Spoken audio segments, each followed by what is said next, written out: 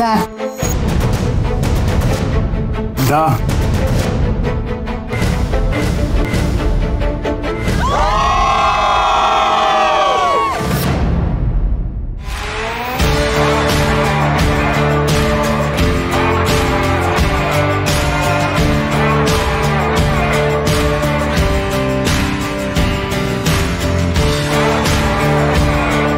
Тя е изключително добро дете, изключително лесна за гледане, толкова лесна за гледане, че просто не съм усетила, че отглеждам деца.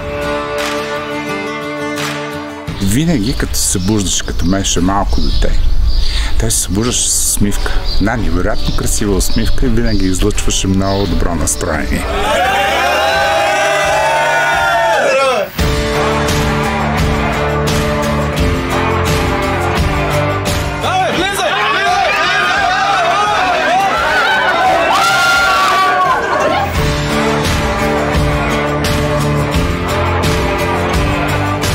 Ти ми стана един от най-близките хора просто. За мен ти си винаги един толкова истински човек, толкова не те интересува през повечето хора как се държиш, какво се случва. Винаги изразяваш чувствата си с всички, с роднини, с приятели, с непознати.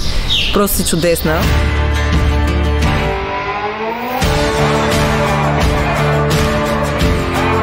Може да ти кажа само една дума и думата ще каже всичко. Това е барабоя. Случката ще бъде винаги спомен между нас тримата. Сестра ти, аз и ти, и това ще е нашия спомен. Обичам те много.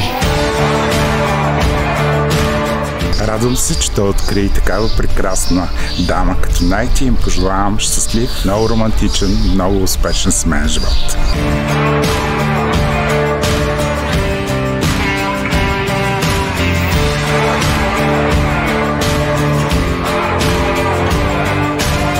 Как всички разбрахме, че тя пуши. Аз разбирам, докато тя е в Англия и се прибира се 2 седмици нашата, обаче не иска да казва на нашите. И аз влизам 2-3 пъти в стаята и виждам цигарите, ама най-отгоре оставени. На третия път, когато трябваше аз да ги крия, викам, виж са, кажи им, че пушиш или ги крий по-добре, защото мене ще ме обвинят и мене ще ме накажеш, защото никой няма повярва, че ти ще пропушиш. Защото всички залози бяха за мене. Аз първо ще пропуша, аз първо ще пропия, но не. Уви, сестра ми се изложи по всички параграфи първо. Да, това е моята забавна история за Найти, която трябва да се увековечи, защото това няма да се забрави. Тя първа се изложи, не аз. Всички лоши навици от нея ми дойдоха. По-малките гледат от по-големите, няма какво да направя по-просто. Малките деца сме като гъби, нали? Много те обичам, Найти.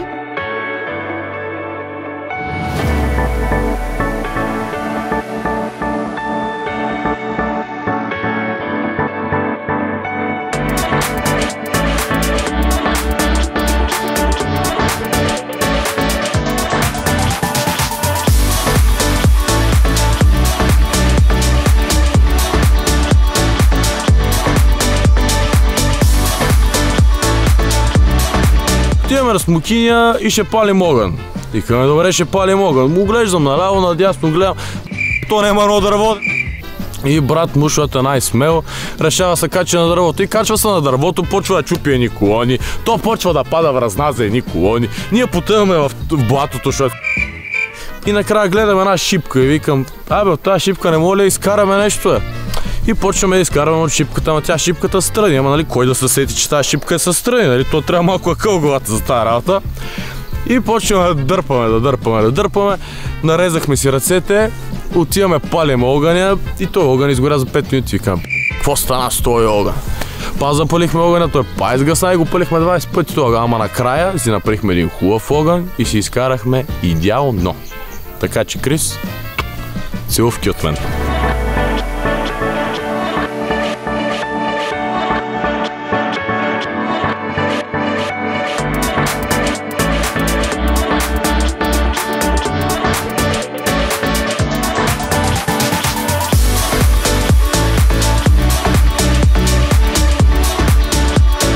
Отиваме ние в Марбея, Испания и решаваме да вечеряме в някакво крайбрежно ресторанче. И на нашата прекрасна булка и сестра и става студено.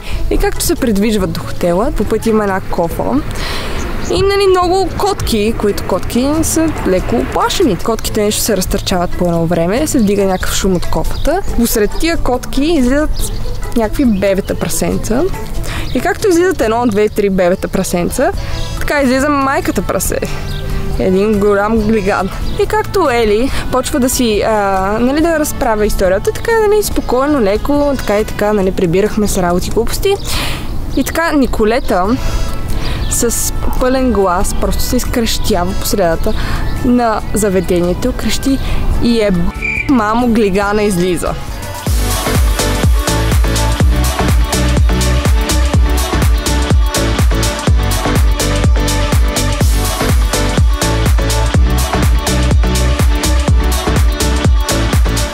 И една вечер ще оставяме един наш познат до едно обращало на автобус. Точно го оставяме и зад нас точно тогава да вземе да спре патрулка.